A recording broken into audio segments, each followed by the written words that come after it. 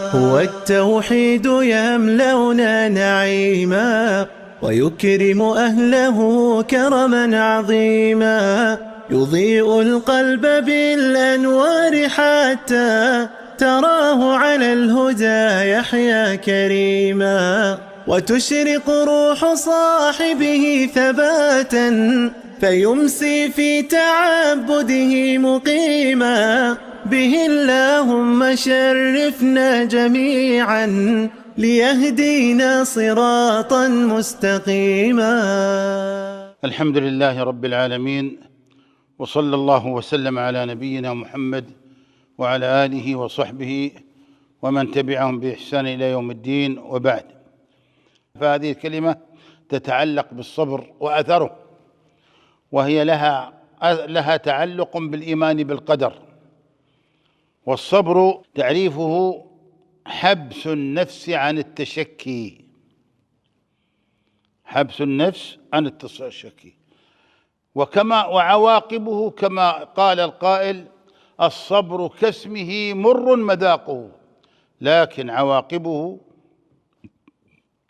عواقبه أحلى من العسل. لولا صبر الحامل على حملها ما ولدت، ولولا صبر الطالب على مذاكرته ما نجح، ولولا صبر التاجر على تجارته ما كسب، وهكذا. ولولا صبر العباد على عبادتهم ما أفلحوا في الدنيا ولا في الآخرة. فالصبر هذا أمر عظيم مر ومتعب. وإذا مرارا حينما أتذاكر مع بعض الشباب أقول لهم: إذا قالوا والله المذاكرة تعب ولا الصلاة تعب، قلنا الآن نحن نصوم في رمضان، نتعب ولا ما نتعب؟ يقول نتعب. طيب لماذا نتعب؟ قال عشان نريد الجنة. كذلك الصبر على الأمور هذه كلها، الأمور تحتاج لصبر. والله يا أخوان، لو سلك الناس مسلك الصبر في حياتهم، في بيوتهم، في أعمالهم، مع حكامهم، مع رؤسائهم، لأفلحوا ولأمنوا. كثير من المشكلات الزوجية والمشكلات الاجتماعية بعدم الصبر. ولنسمع الآيات الكريمة. الله يقول في وعظ العلماء للناس: وقال الذين أوتوا العلم ويلكم ثواب الله خير لمن آمن وعمل صالحا ولا يلقاها إلا الصابرون. وقال تعالى: وقل لعبادي الذين آمنوا اتقوا ربكم للذين أحسنوا قل يا عبادي الذين آمنوا اتقوا ربكم للذين أحسنوا في هذه الدنيا حسنة وأرض الله واسعة إنما يوفى الصابرون بغير حساب. وقال تعالى: إن الله مع الصابرين. أذكر قصة لطيفة. كانت عندي ساعة فيها نقص، ما أدري حجر أو كذا يعني، فذهبت لمن يصلحها وكنت مستعجلا، ورأيت عنده بعض الأفراد، فوددت أنه ينهيني على أن شغلي خفيف، لكن رأيت أن فعلا الناس لهم حق. لكن ما الذي صبرني؟ سبحان الله، لفت نظري أنه معلق لوحة مكتوب فيها: إن الله مع الصابرين. وفعلا صبرت. وإذا يا إخوان نحن في حاجة إلى موضوع الصبر. اسمعوا هذه الآية العظيمة. الله يقول: لتبلون في أموالكم وأنفسكم ولتسمعن من الذين أوتوا الكتاب من قبلكم ومن الذين أشركوا أذى كثيرا وإن تصبروا وتتقوا فإن ذلك من عزم الأمور. أولو العزم الأنبياء الخمسة المشهورين. أولو العزم أي الشدة والقوة والتحمل. فانظر الآن: لتبلون في أنفسكم، لتبلون في أموالكم، في أي شيء؟ بالخسارة. الفلاح في آفات النبات، صاحب الإبل والغنم والبقر في الأمراض، وفي أنفسكم وفاة الأحبة، الأمراض البدنية، الأمراض العقلية. ولا تسمعن من الذين أوتوا الكتاب من قبلكم ومن الذين أشركوا أذى كثيرا. هذا الآن نعايشه نحن. يتهم الإسلام بأنه إرهاب، يتهم الإسلام بأنه رجعي، يتهم الإسلام بأنه حرم المرأة من حقوقها وغير ذلك من أمور، وكلها أذى. لكن ماذا علينا؟ قال تعالى: وإن تصبروا وتتقوا فإن ذلك من عزم الأمور. نصبر على ماذا؟ نصبر على هذه المصائب التي في أموالنا وأنفسنا، وعلى ما نسمعه من أعدائنا من الطعن في ديننا.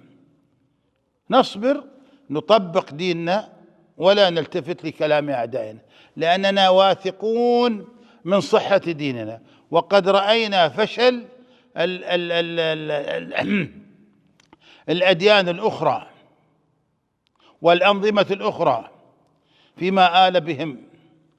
لكن الإسلام حرم الخمر رحمة بنا في عقولنا، حرم الربا، حرم الزنا، حرم كثير من الأمور، حرم القمار، حرم لحم الخنزير والميتة، أمرنا بصلاة الجماعة، أمرنا بنبذ ما كان يعبد آباؤنا.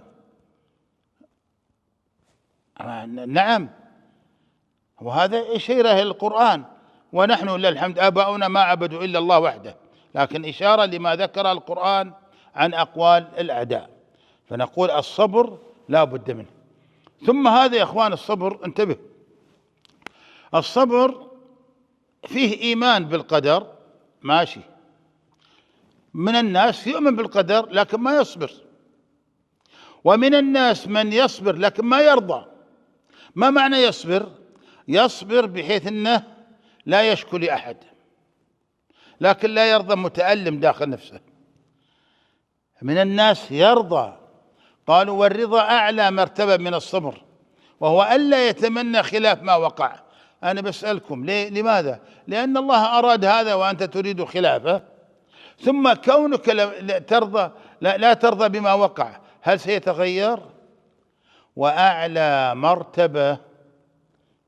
مرتبة أن تشكر الله على ما أصابك من هذه المصيبة لما فيها من الأجر العظيم عند الله سبحانه وتعالى. خذوا بعض الأحاديث في الصبر. يقول النبي صلى الله عليه وسلم، بعضكم حديثين فقط. الحديث الأول يقول النبي صلى الله عليه وسلم عن الله عز وجل: إذا أخذت الحبيبتي عبدي فصبر، يعني العينين، لم أجد له جزاء إلا الجنة. ويقول في الحديث الآخر: إذا مات ولد العبد قال الله لملائكته وهو أعلم: قبضتم ولد عبدي؟ قبضتم فلدة كبد عبدي؟ قالوا نعم. قالوا ماذا قال؟ قالوا حمدك واسترجع.